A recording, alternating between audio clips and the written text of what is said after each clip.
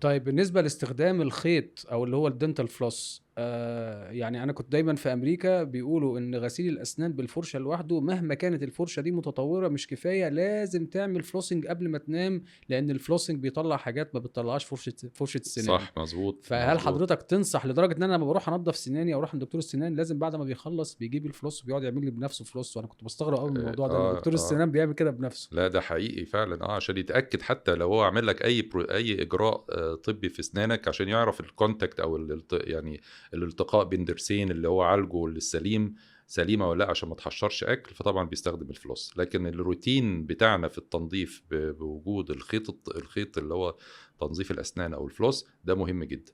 وفي حاجات جديدة طلعت كمان in addition للفلوس، إن أنت تعمل بالwater jet. في أجهزة دلوقتي بتبقى ليها زي يد كده بتاخدها وتحط نوع من أنواع المضمضة جواها، وبتعمل هي بخاخ مَيّة ما بين السنان، زي الخيط فبرضه بتاع الأسنان. زي الخيط برضه ده بيدّي إحساس freshness وإحساس كويس. حضرتك بتعمل الخيط كل يوم؟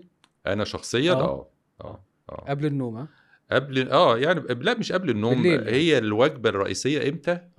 اللي ممكن يكون فيها أكل لأن أنا باخد كتير. وجبة رئيسية واحدة في اليوم بس، آه، هي دي اللي باعمل فيها أنا flossing. لازم أعمل، يعني أنا لازم أعمل فلوس، ما أعرفش أنام لو أنا مش آه، عامل فلوس، تمام، اتعودت على كده بقى لي سنين. آه. ولاحظت فعلًا يعني باعمل تجارب، باغسل سناني كويس جدًا، جدًا، جدًا، جدًا وبين الأسنان وآخد وقت، وأعتقد بقى خلاص إن أنا ما فيش أي حاجة، آجي أمسك بقى الخيط وأعمل فلوس ألاقي بواقي أكل بتطلع، طب هي أيوه الفرشة ما طبعًا، جابتش طبعًا، طبعًا.